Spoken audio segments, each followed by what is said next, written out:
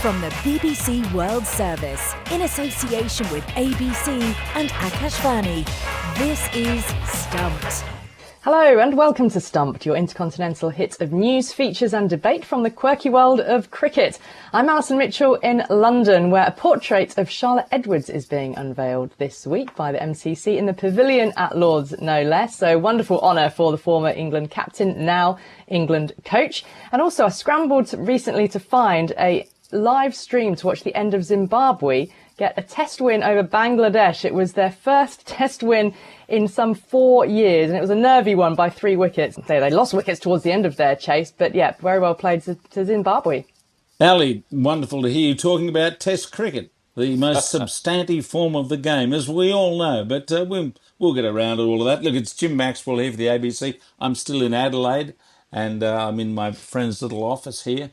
And really the only thing of cricket significance down under is the sad news we've picked up in the last few days about dear old Keith Stackpole, who was one of our pivotal Test cricketers in the 60s into the 70s, and also a voice on the ABC for a number of years. So very sad indeed that Stacky has left us, but he leaves a legacy of one of the most respected players who turned out for Australia. Well, our collective stumped condolences to the Stackpole family.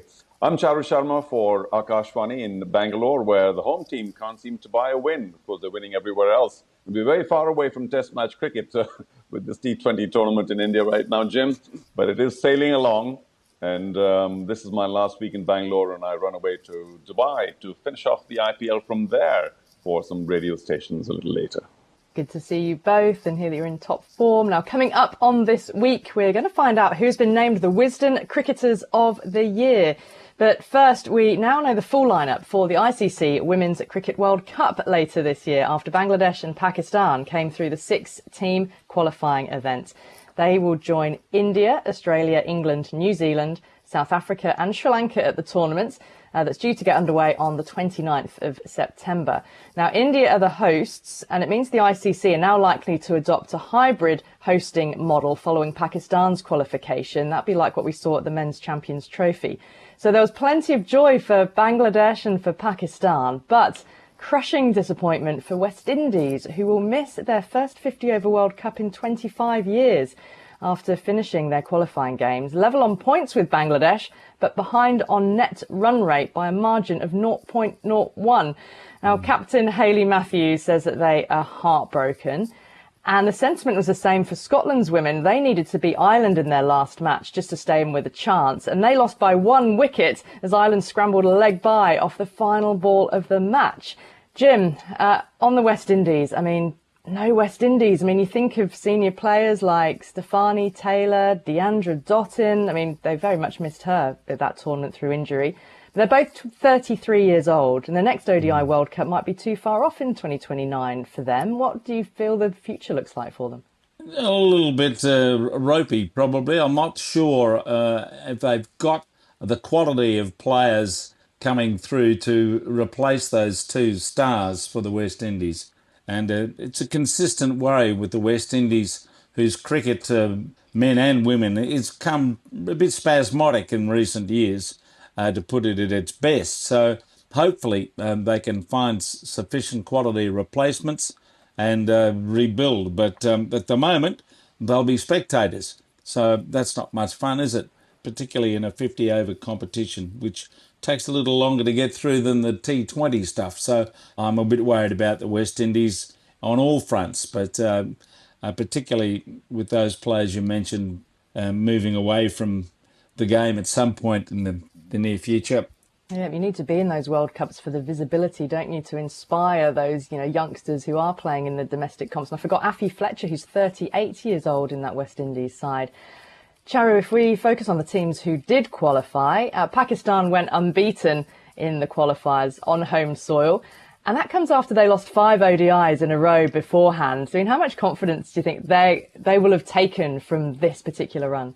Well, quite obviously, it's a huge confidence boost. But they will realize that it was under home conditions, though they've beaten some pretty big teams, as we know, and all of them So it's wonderful to go through a tournament unbeaten, and there's so much more confidence that one can take from that. But I think the girls are sensible enough.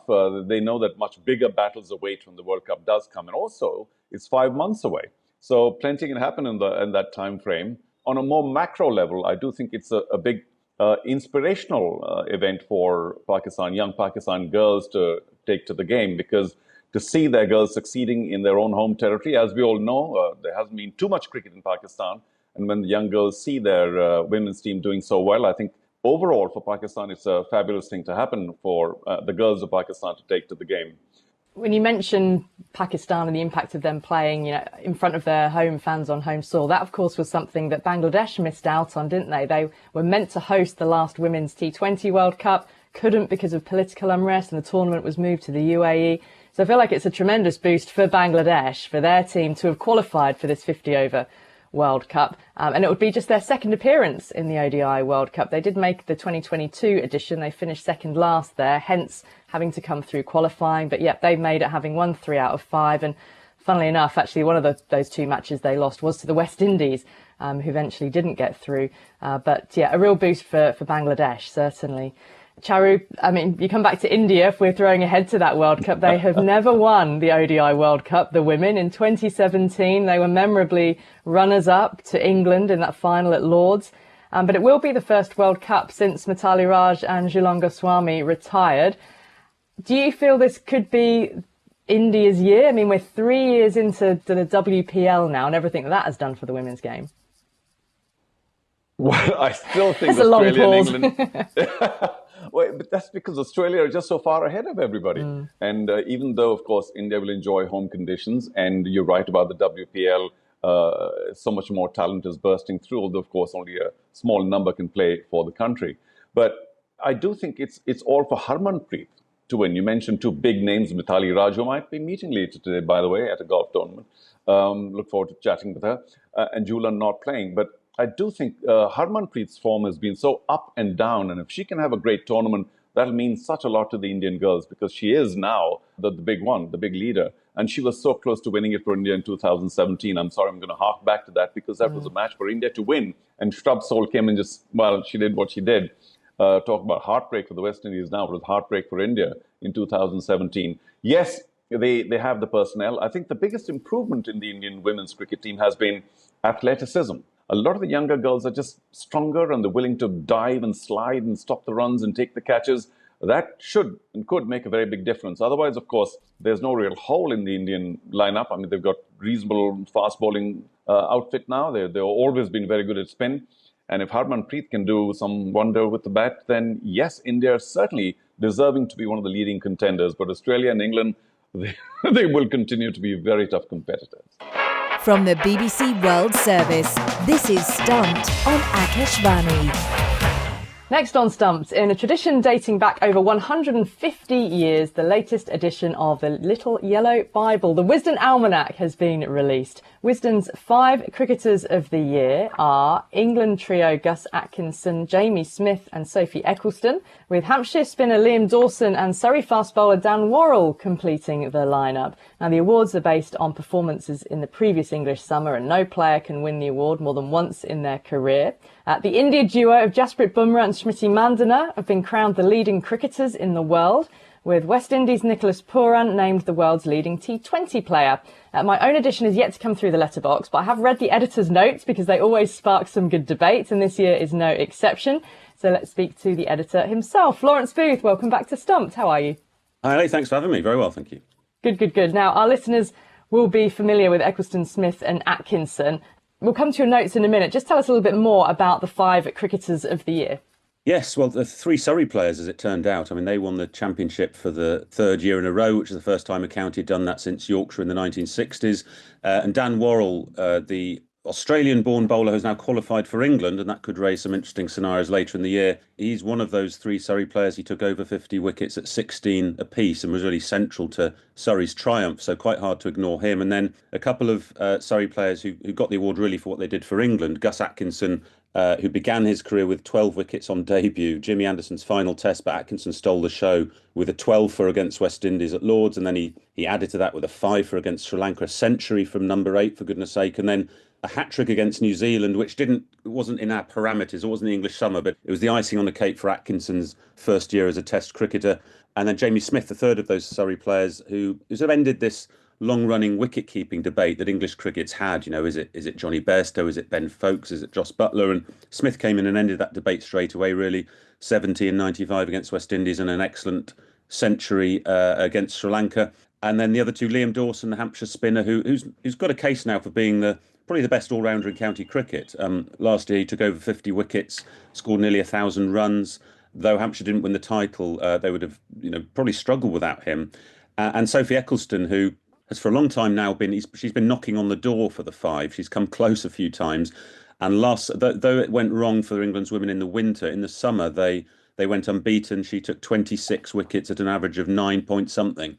Which are crazy figures, really, and she was the driving force behind England's unbeaten summer. So those are the 5. Lawrence, hi, this is Charu Sharma from Bangalore. Thanks once again for joining us. No secrecy about the weaponry of Jasprit Bumrah and Smriti Mandhana, Wisden's leading cricketers of the world. Can you fill us in a little more about the discussion surrounding those two? Hi, Charu. Yeah. You know what? Bumrah, there wasn't much discussion because if you were to choose a World 11 for any of the 3 formats, my argument is Bumrah is the first name in each format. And that is by definition the leading cricketer in the world. I mean, he has become astonishing in everything he's done. Even, the Border Gavaskar trophy we've just seen when he took, I think, 32 wickets at 13. Without him, it could have been 5-0 to Australia. He's that good. And actually, he could win the series for India and England this summer by himself. If he has 2 good games, he could blow England away. He is that good. And I think he took 72 wickets at under 15 last year in Test cricket. He's the first bowler in the history of the game to have at least 200 wickets at an average of under 20. These are all-time great performances. And then, of course, he wins that T20 final from an impossible position for India against South Africa in Bridgetown. So whatever the format, he rises to the top. And Mandhana was almost as straightforward, actually, because she scored something like nearly 1,700 runs in all international cricket, and that was a record for a woman across an international year. And for that award not to go to an Australian takes a lot of doing, because the Australian team is so far out ahead of the rest that Mandhana forced her way in and showed her class. So yeah, delighted to give it to both of them. Well, outstanding cricketers, no doubt. So there's something going right with Indian cricket. However, may I quickly mention that in your editor's note, you've been critical of the governing of cricket with Jay Shah, now the chair of the ICC, and you do say that 2024 was the year the game, quote unquote, gave up any claim to being properly administered, end quote. What would you like to see happen with the administration of cricket? I think there have to be more checks and balances, more diversity in the voices that are running the game. We already knew that India were effectively running the game, that the BCCI was probably more important than the ICC. And in that respect, Jay Shah getting that job is a sort of sideways move rather than a promotion. But I think monopolies are never good in any walk of life. And I apply the same thing there to cricket. We had the situation where Jay Shah went from literally 1 minute to being the secretary of the BCCI, who were discussions about the Champions Trophy, to being the chair of the ICC, who were trying to sort out the Champions Trophy. It didn't look like the act of a serious sport, really, to get him into that position. Look, India's role in world cricket is absolutely crucial. They generate 85% of global wealth. Without them, the game would look very different. But I do think occasionally other countries, especially England and Australia, just need to push back a couple of times. So it's a tricky situation, and there's no straightforward answer. We are where we are. Without India, we'd be struggling. Jim Maxwell, Lawrence, nice to be talking to you about Wisden again. You've also said that the World Test Championship is a shambles masquerading as a showpiece. And there's been talks of a 2-tier Test Championship. Is that the answer, or should they try something else? What do you reckon? I like the World Test Championship as a concept, because we all know that Test cricket is fighting a battle against, the white ball franchise tournaments. I think it's structured poorly. I don't think any other sport would tolerate a system where teams play different numbers of games against different teams. They don't play all the sides against different length series, and you need a calculator to work out the percentage at the end of it. It's not a straightforward process for the average fan in the street. Football operates along the lines of 3 points for a win, 1 for a draw, and everyone can work out what the hell's going on. So I'd like to see a more structured, symmetrical tournament. You could play it over 4 years, home and away, minimum of 3 tests per series, and that way it'd be straightforward to follow, and we wouldn't have debates about whether, say, South Africa deserved to be in the final this year against Australia, when South Africa played 2 tests against India, none at all against Australia or England, and not their fault. I mean, the lopsided structure of the international schedule is the problem here, but I think cricket can do better, and we need to get the World Test Championship right.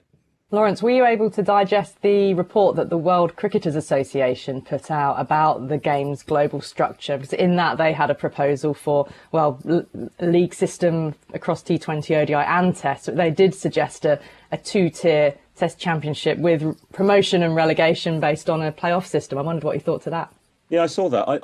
I'm opposed to 2-tier structures because I think Test cricket's more competitive than people give it credit for. I mean, let's look at some of the results from the last 18 months. You know, West Indies, that famous win at the Gabba, squaring that series against Australia. No one gave them a hope in hell there. Bangladesh going to Pakistan and winning.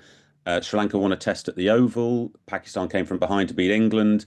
England went to New Zealand and won. We've just had Zimbabwe beating Bangladesh away from home, for goodness sake. Who would have thought that? So if you go 2-tier, you will simply ingrain the inequalities between the countries. Some teams will never get out of Division 2 and they will never get better because they'll never play teams in Division 1.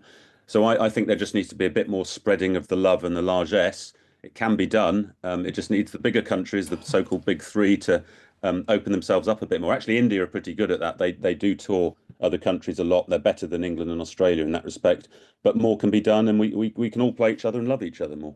Lawrence, thank you very much for being with us on Stumped, and congratulations on getting out the 162nd edition of Wisden. We know you haven't been there for all of them. I feel like that sometimes, but thanks very much for having me. Pleasure. Lawrence Booth, the editor of Wisden Cricketer's Almanack, with us on Stumped. That's all we've got time for on this week's Stumped for Akash Varney. Don't forget you can follow us on X. We're at BBCWS Sport. Use the hashtag BBC Stumped. And check us out on YouTube as well by going to the BBC World Service YouTube channel. Thanks to Charu Sharma, Jim Maxwell and all of you for listening. Speak to you soon. Bye-bye. Stumped is a BBC Sport production for the BBC World Service in association with ABC and Akashvani.